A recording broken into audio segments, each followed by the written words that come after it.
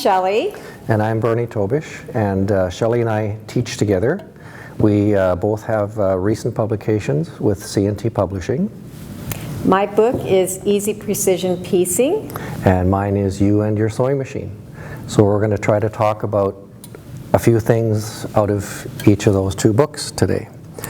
We teach precision piecing, and we teach a class called Build a Better Relationship with Your Sewing Machine.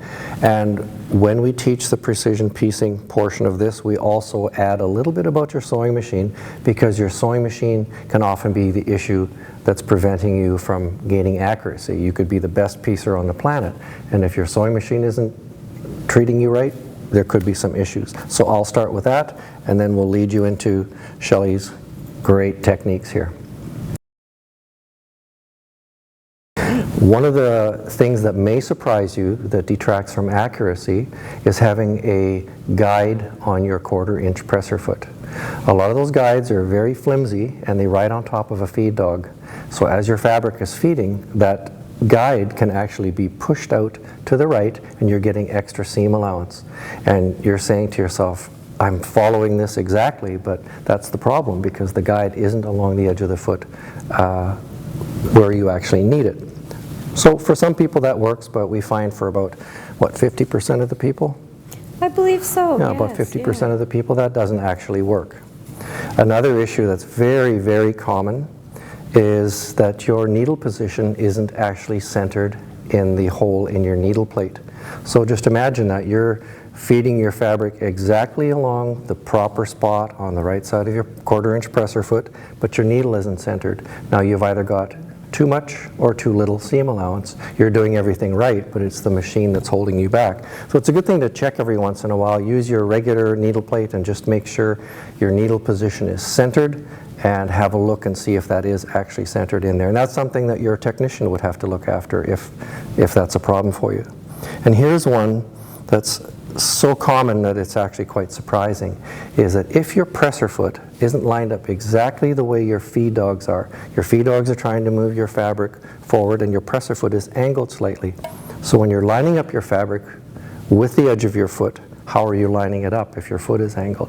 And you'd be very, very surprised how often we find that as a problem. In a class of 15 people, we might find 5 machines that have that issue. So those are things that can detract from accuracy. And then there's one very, very simple thing that can detract from accuracy, and that is the type of needle that you're using.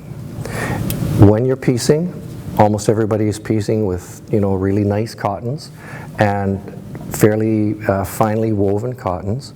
And the type of needle you use, and I'm referring to the tip of the needle, makes a difference, because if that needle hits your fabric and it meets resistance, it's going to want to push that fabric down a little bit, and it wants to push it away, or actually pull it away from the edge of your presser foot.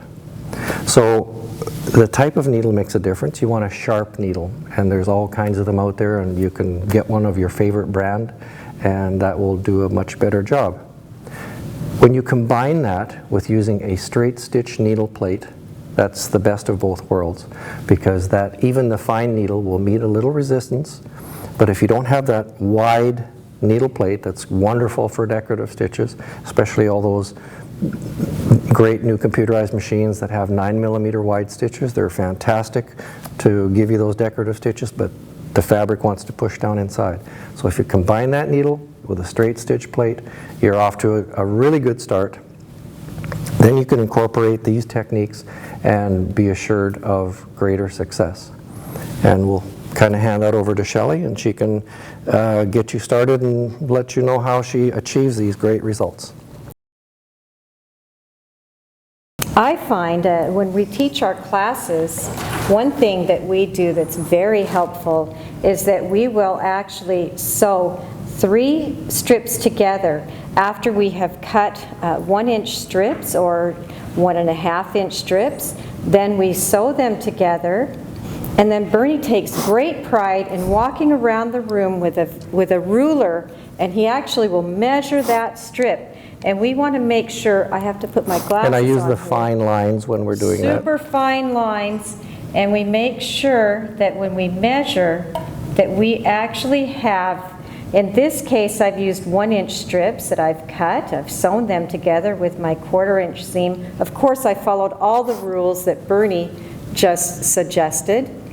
And what I did then, I stitched them together, and you can see I measure this out, and I do have an accurate 1/2-inch seam allowance, and I also have the edges of my fabric equaling the size that I want my block to turn out to be. And once you've done that sample and it's worked out for you, then it's a repeatable result, and you do exactly what it was you did to achieve that result as you're doing the rest of your block.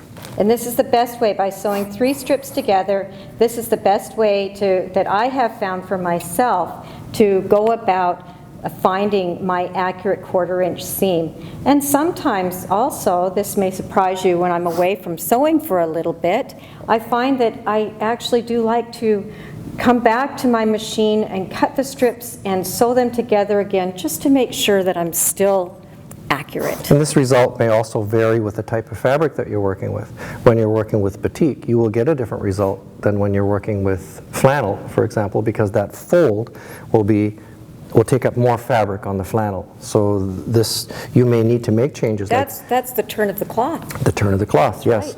And so you may need to make a little change, like moving your needle position or shifting the fabric slightly along the edge of the foot to account for that different thickness of fabric. Very important.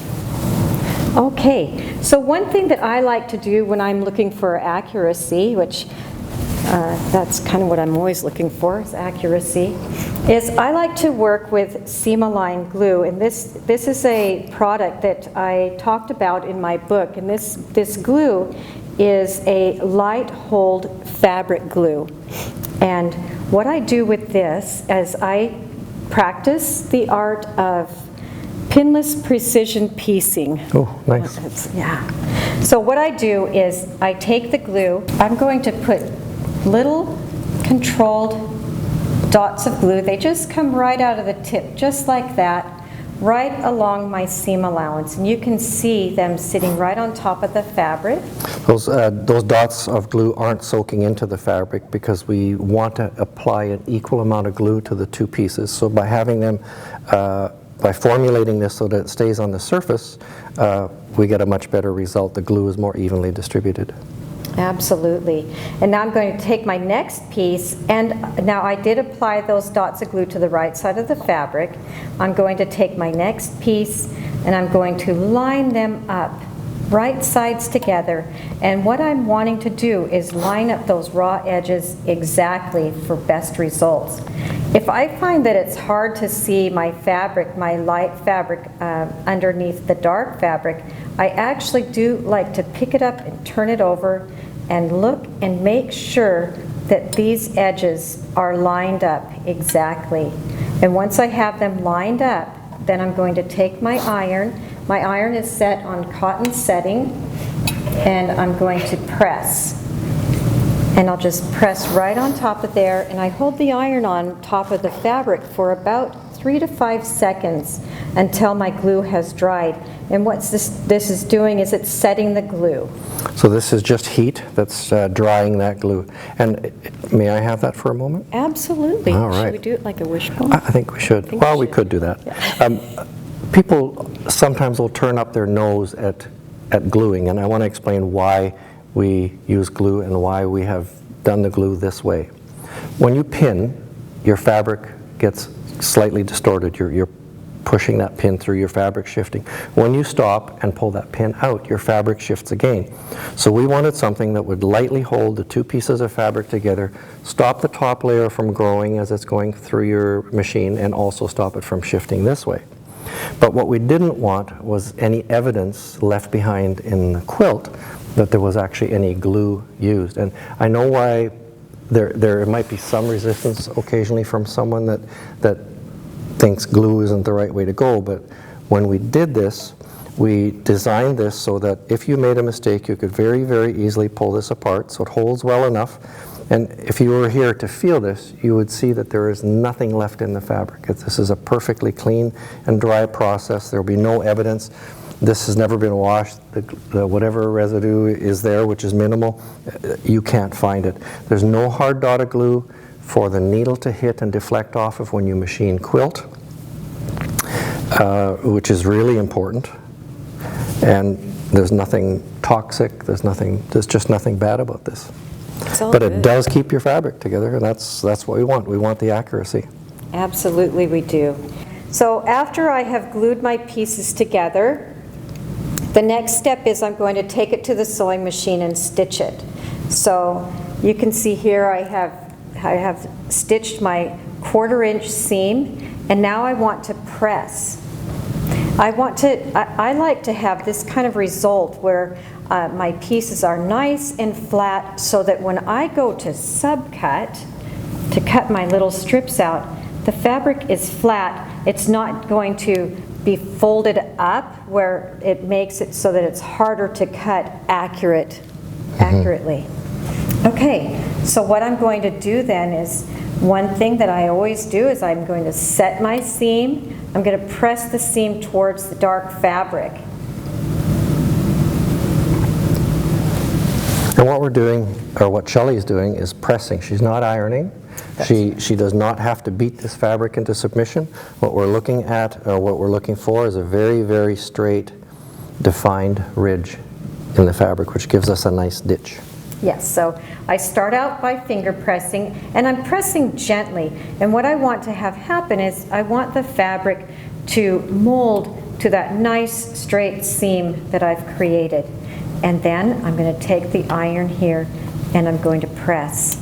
And I like to show this pressing working with the 1-inch strips, because you can see that this is usually the result. The fabric is not going to lay flat.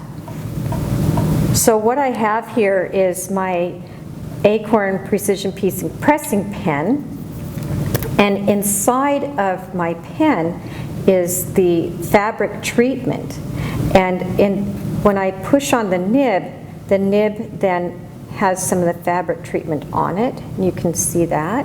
And what I'm going to do is just apply a very fine film of pressing solution on the high side of the seam, and then I'm going to once again very gently take the iron to it and press. So you can see all of this is very gentle. We don't want to distort the edge of that fabric.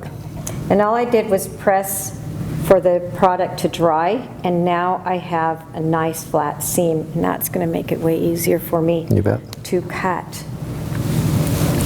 And when if I'm going to be sewing 3 strips together, the next thing I would do is put the drops of glue in the seam allowance and add my next dark piece and repeat the same process that I just walked you through. Okay, the results then would be a strip of 3 pieces. And what I want to show is how I go about subcutting these strips. I like to use what I like to call the 2-ruler method. And so sometimes it can be really hard to get these strips cut accurately. So I'm going to take this, my 2nd ruler here, and I'm just going to line it up exactly along those seam lines. And then I'm going to take my other ruler and press it right up. I'm just going to push the 2 rulers right up together. Once I know that everything is lined up straight, I take this ruler and I just slide it slightly away. I leave it on the strips because this way I know my strips aren't going to shift, because sometimes that can happen if you don't have any weight on it. The next thing I'm going to do is cut just a little cut right there at the very top. Okay, here we go. Whoops. Cut a little cut right at the very top, and then I'm going to come down and cut. And by making that first cut at the top, I can make sure that that edge is cut nice and sharp and clean. Then, if I'm going to be cutting a 1-inch strip, I'll just slide this ruler over, leaving it on the strip set, and then I'll move this ruler over. And when I'm cutting, what I'm making sure of is that I have this 1-inch line here is fully on top of the fabric. That's really important, because that then makes sure that I have enough of a my strip is wide enough. If it's too far over here, now my strip will be too small. And what that accounts for is when you're pressing is that turn of the fabric. So by having this line fully on the fabric, that gives you just a tiny little bit extra that accounts for this edge as you press. Yeah. Okay. So now again, I'm just going to cut right at the very top and then come back down here and cut. Okay, why is this? Sorry. I'm having one of those issues. Okay, I'm going to start that over. So I'm going to line up the line right along the edge of the fabric, move this ruler aside, cut here, and roll towards the edge. There we go. And now you can see that both edges are cut nice and sharp. And what happens then is when I go to line these up and to create a little line patch, I'll just cut another little strip here. Here. I'm going to repeat the same thing for this strip set. I'll show you once again, working with the two ruler method. I'll line up here, scoot this up, push this aside, open my blade. They work better that way. They do work a lot better that way, I noticed. Okay, move this over, line up this ruler here, making sure my 1-inch line is lined up exactly with the edge, cut right up here, slide the ruler, or the roller, okay, sorry about that. Okay, line this up on the 1-inch line.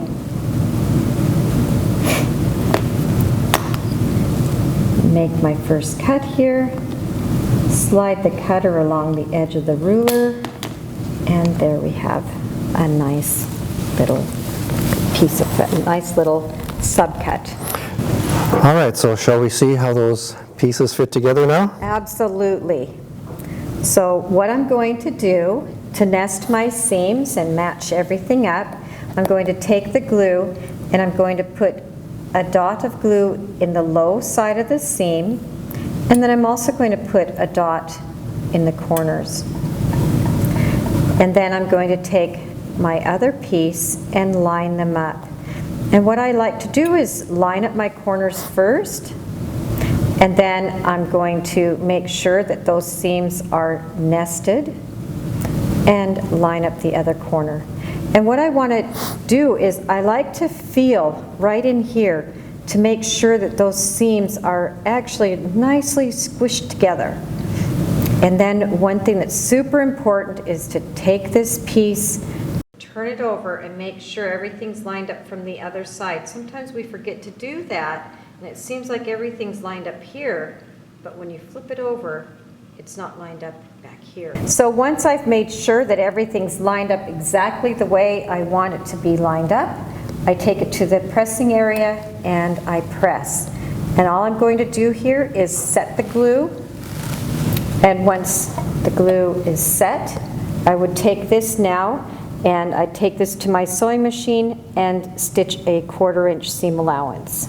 And what won't happen here is those pieces that are nested, as a rule, as this fabric goes under your presser foot, it's going to want to try to separate those. And because they're stuck together, these are going to stay together. And that's what ends up giving you these nice results with very, very square corners that meet, with points that meet. So what I do is I will design my quilt on EQ software, and then what I want to do is create my blocks, and I create a block builder of the blocks I want to use in the quilt. Once I've created the blocks, then I import them into Word. And in the Word program, this is where I can add my pressing arrows. And I decide what direction I need my seams to go so that I can nest them, so that when I piece my blocks, I can get, especially if I'm working with a quilt like this, where I have two different blocks that have to come and nest together here at the seams. What I want to do is make sure that each of these seams are pressed in the direction so they oppose. And that is so one seam goes up, one seam goes down, and I can match my seams exactly.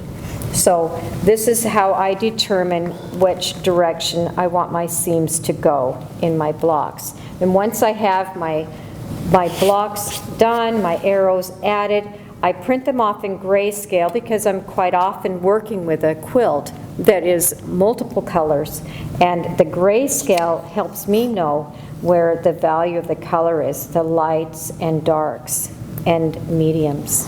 So what happens after that, this block builder, or call it a blueprint for your block, goes into a little thing we've created called a block builder base. And how this works is Shelley slides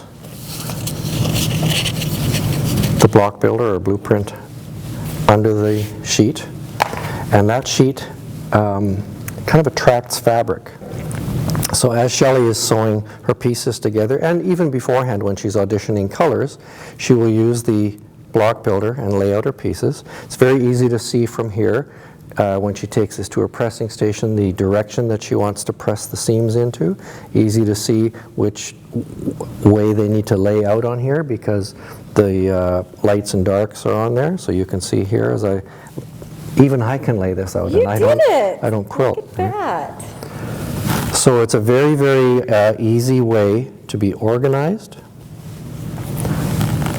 I'll just lay a couple of more of those out there and have a great little mini design wall.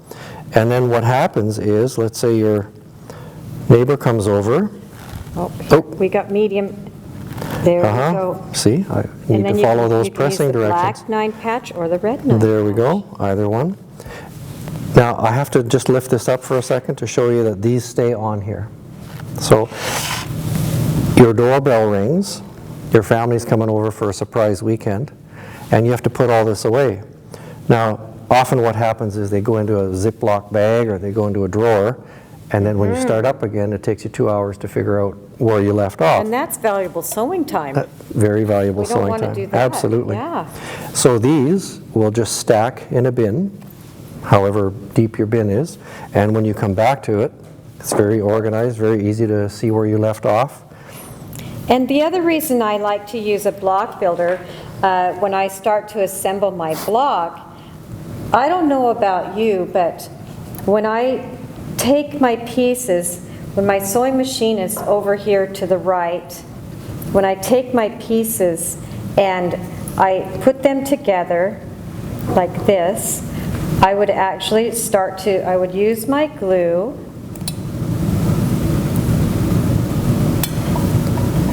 and begin to assemble pieces. I like to work with the glue to help me assemble my pieces. Once I've glued them, again, I'm going to set them with the iron. Before I was using my glue,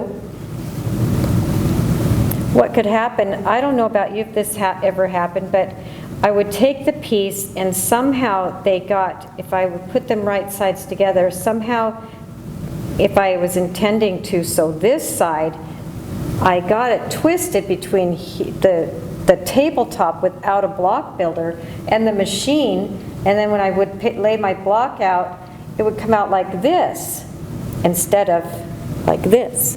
So that's why I like to use block builders too. They make things so that they come out right. Okay, I got to stop for a moment.